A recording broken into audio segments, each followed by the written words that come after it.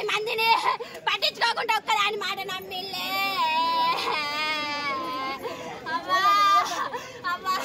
అంటే లంచాలకు అమ్ముడు వేయాలా? ఆల్రెడీ నీళ్ళ పేరు వేయింది, లంచం తీసుకోక దొరికిందని. ఇప్పుడు కూడా లంచాలకి అమ్ముడు వేయను. నీళ్ళ స్టేషన్ అవసరమే లేదు. పోలీసు అప్పుడు ఉండదు నీళ్ళ. న్యాయం లేనోడు ఎందుకయ్యా పోలీస్ స్టేషన్ నీళ్ళ? ఆల్రెడీ దొరికిళ్ళు లంచాలకు దొరుకుతాడే డిస్మిస్ చేసి పడేసింది. ఇప్పుడు కూడా సంతోష్ కుమారు గాలిమాలు చెన్నూరు సమ్మయ్య సాగిరెల్లు చింతకింది కావులా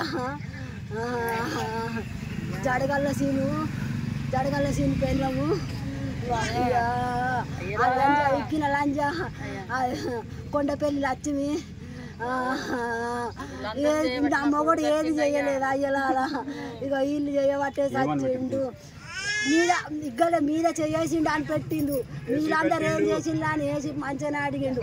మేము టెన్షన్ ఫోటోలు తీయద్దామా అంటే మేము ఫోటోలు తీయలేదు. ఆ టెన్షన్కు భయపడ్డాం. 20 మంది ఉన్నారు ఆడ. మేము తీయలేదు అంటే మరి దొరక పట్టద్దా అంటే పట్టలేదు అన్నారు. ఎస్ఐ చేసింది అంత ఎస్ఐ కూడా వాళ్ళకి సపోర్ట్. ఎస్ఐ పొద్దున ఫోన్ చేసిండు. ఎస్ఐ నువ్వు రా అర్జెంటుగా, నువ్వు నడిచిరా, నువ్వు అవ్వని తీసుకొని రాకు, నువ్వు తొందరగా రా అన్నాడు. ఎస్ఐ చేసిండు. ఇంకా దానికి సపోర్ట్ వాళ్ళందరు ఇళ్ళల్లో అందరు అయ్యా 4-5 ఇళ్ళల్లో కొండపల్లి మదనక్క అందరి పేరు చెప్తానా, జంపం మారెక్క. సస్పెండ్ చేయాలి, అరెస్ట్ చేయాలి, న్యాయం చేయాలి. ఎస్ఐ ఫోన్ చేయకపోతే పోకపోకుండా మగడు టెన్షన్ మీద చెన్నూరు పోతాను అన్నాడు. ఫోన్ చేసుడు కథం పోయింది అయ్యా ఎస్ఐ చేయబట్టే. వీళ్ళందరూ ఎస్ఐకి సపోర్ట్ చెప్పుడు. వీళ్ళందరూ ఈ కాంగ్రెస్ వాళ్ళందరూ చెప్పుడు అయ్యా. వీళ్ళందరూ ఇలా తిరుగుతాండు. ఇది వస్తుంది గారు బన్సీలాల్ గారు తీయించడం జరిగింది మధుకర్ యొక్క బాడీ నుంచి.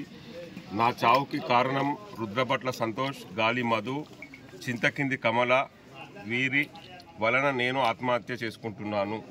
వీరు నాపై రాజకీయంగా ఎదుర్కోలేక తప్పుడు కేసులు పెట్టించి నా యొక్క పరువు ప్రతిష్టను దెబ్బతీశారు.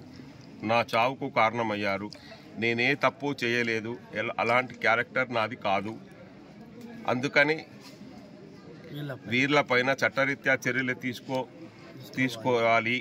అలాగే నా యొక్క కుటుంబానికి బీజేపీ పార్టీ అండగా ఉండాలని, నా కుటుంబాన్ని కాపాడాలి. తప్పకుండా వేమనపల్లి మండల ప్రజలారా, మన మండలంలో కూడా రాజకీయాలు ఉన్నాయి.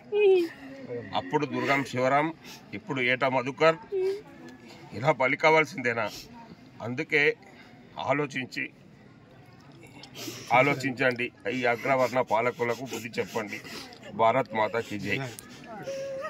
అయ్యో ఇప్పుడు న్యాయం జరగకుండా చెప్తాను.